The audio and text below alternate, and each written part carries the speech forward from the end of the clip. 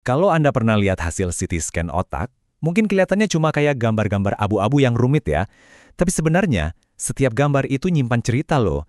Nah, di sini kita bakal coba belajar bareng-bareng cara membaca cerita itu mengungkap apa aja sih yang tersembunyi di balik bayangan-bayangan itu. Kira-kira rahasia apa aja sih yang bisa diungkap dari gambar otak kita?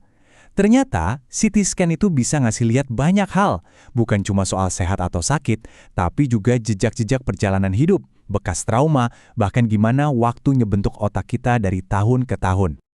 Oke, biar gampang kita akan bahas ini dalam 5 bagian utama ya. Pertama, kita kenalan dulu sama yang namanya perdarahan intrakranial. Terus, kita lihat jenis-jenis perdarahan yang ada di luar otak. Lanjut ke perdarahan yang ada di dalam otak. Setelah itu kita juga bakal singgung soal stroke, tumor, dan retak tulang. Dan terakhir, kita intip gimana sih otak kita berubah seiring kita menua. Oke, kita masuk ke bagian pertama. Apa itu perdarahan intrakranial? Nah, ini konsep yang paling dasar, yang penting banget kita pahami buat ngebaca gambar-gambar CT scan nanti. Jadi, istilah medisnya itu perdarahan intrakranial. Gampangnya gini, ini adalah perdarahan apapun yang terjadi di dalam tempurung kepala kita. Nah, masalahnya tengkorak kita kan keras kayak batok kelapa, nggak bisa melar. Jadi begitu ada darah tambahan di dalamnya, sekecil apapun, itu bisa jadi masalah besar karena menekan otak. Nah, hal pertama yang harus dicari tahu dokter itu soal lokasi. Perdarahannya itu ada di mana? Apakah di dalam jaringan otaknya langsung? Itu yang kita sebut intraaksial. Atau perdarahannya ada di luar jaringan otak, tapi masih di dalam tengkorak, misalnya di antara lapisan-lapisan pelindungnya. Nah, itu namanya ekstraaksial. Ini pertanyaan pertama yang krusial banget. Coba bayangin deh, kita masukin barang ke koper yang udah penuh. Pasti barang lain bakal kegeser kan? Nah, persis kayak gitu yang terjadi di otak. Darah yang numpuk ini menciptakan efek massa. Dia nekan dan ngedorong jaringan otak yang lembut. Salah satu tanda yang paling gampang dilihat itu garis tengah otak. Harusnya kan lurus tuh. Nah, ini jadi kedorong ke samping. Uniknya, penampilan darah di CT scan itu bisa berubah seiring waktu. Jadi darah yang masih baru banget atau akut, warnanya bakal putih terang. Terus beberapa hari sampai minggu kemudian, pas darahnya mulai terurai, warnanya jadi keabu-abuan. Ini fase subakut.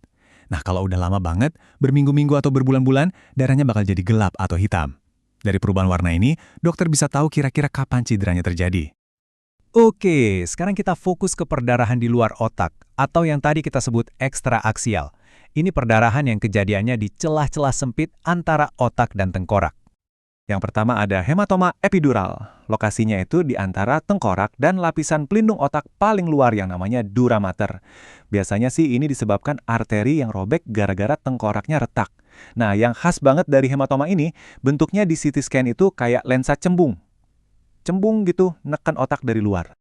Nah, beda lagi sama hematoma subdural. Kalau tadi epidural bentuknya kayak lensa, yang subdural ini bentuknya kayak bulan sabit ngikutin lengkungan otak. Lokasinya ada di bawah lapisan dura mater.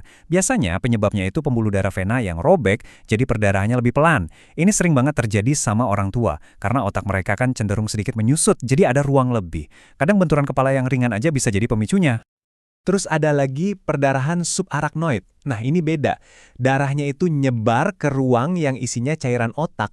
Jadi dia ngisi ke sela-sela dan lipatan-lipatan otak. Pasien yang ngalamin ini sering bilang rasanya kayak disambar petir di kepala. Sakitnya luar biasa tiba-tiba. Di hasil CT scan, darahnya itu bisa kelihatan kayak bintang terang yang nyebar di dasar otak. Sip, tadi kita udah bahas yang di permukaan. Sekarang yuk kita masuk lebih dalam lagi ke perdarahan yang terjadi langsung di dalam jaringan otaknya. Untuk yang di dalam otak ini ada dua tipe utama. Yang pertama, intraparenchyma. Ini artinya darahnya bocor langsung ke dalam daging otaknya. Sering banget pemicunya itu tekanan darah tinggi. Yang kedua, intraventrikular. Ini artinya darahnya masuk ke rongga-rongga berisi cairan yang ada di tengah otak kita yang namanya ventricle. Oke, CT scan otak itu gunanya bukan cuma buat lihat perdarahan loh. Masih banyak hal penting lain yang bisa kelihatan.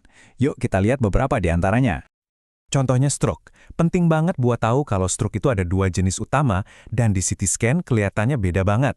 Stroke iskemik ini terjadi karena ada sumbatan. Nah, di scan area yang kena stroke ini bakal kelihatan lebih gelap. Kebalikannya ada stroke hemoragik yang sebenarnya adalah perdarahan di otak. Nah, karena ini perdarahan, di scan warnanya bakal putih terang. Nah, sekarang kita lihat soal tumor. Kadang di CT scan biasa tanpa persiapan khusus, tumor itu bisa ngumpet, susah banget buat dilihat. Mungkin cuma kelihatan kayak area yang warnanya agak aneh sedikit, atau bahkan nggak kelihatan sama sekali. Tapi, coba lihat apa yang terjadi kalau pasien disuntik zat pewarna khusus, namanya kontras. Wow, tiba-tiba area yang tadinya samar jadi nyala terang benderang. Seolah-olah tumornya itu haus dan langsung nyerap zat kontrasnya. Nah, ini bikin tumornya jadi jelas banget kelihatan. Ini nih salah satu kehebatan CT scan. Selain jago lihat jaringan lunak kayak otak, CT scan juga ahli banget buat ngecek tulang. Retakan sekecil apapun di tengkorak bisa kedeteksi.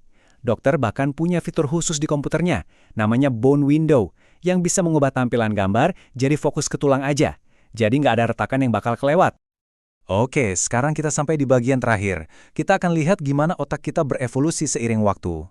Karena ternyata ada perubahan-perubahan yang terjadi di otak seiring kita menua. Ada yang normal, ada juga yang bisa jadi tanda suatu penyakit. Ada dua hal umum yang sering terlihat pada otak yang menua. Pertama, ada yang namanya penyakit pembuluh darah kecil. Ini karena arteri-arteri kecil di otak mengeras atau rusak dan ninggalin jejak kayak bercak-bercak gelap di hasil scan. Kedua, ada yang namanya atrofi. Gampangnya, ini penyusutan otak. Otak kita secara alami ukurannya sedikit mengecil seiring bertambahnya usia. Makanya, rongga dan lipatannya jadi kelihatan lebih lebar. Tapi kalau kita ngomongin penyakit kayak Alzheimer, ini bukan sekedar penyusutan biasa. Alzheimer itu nyebabin penyusutan yang parah dan gak merata, terutama di bagian otak tertentu yang namanya hipokampus. Nah, hipokampus ini kan pusat memori kita. Dengan teknologi pencitraan kayak gini, dokter bisa ngelihat pola penyusutan yang khas itu. Nah, kita udah lihat kan betapa hebatnya CT scan bisa membedah isi kepala kita tanpa operasi. Tapi, ini juga membawa kita ke sebuah pertanyaan besar. Seiring teknologi makin canggih, kita bisa melihat hal-hal yang makin detail, makin kecil. Pertanyaannya, kapan sebuah temuan kecil itu dianggap sebagai diagnosis? Dan kapan sebuah risiko yang terlihat di gambar berubah jadi kenyataan penyakit? Nah, itulah tantangan besar selanjutnya di dunia medis. Terima kasih sudah menyimak kupasan kali ini.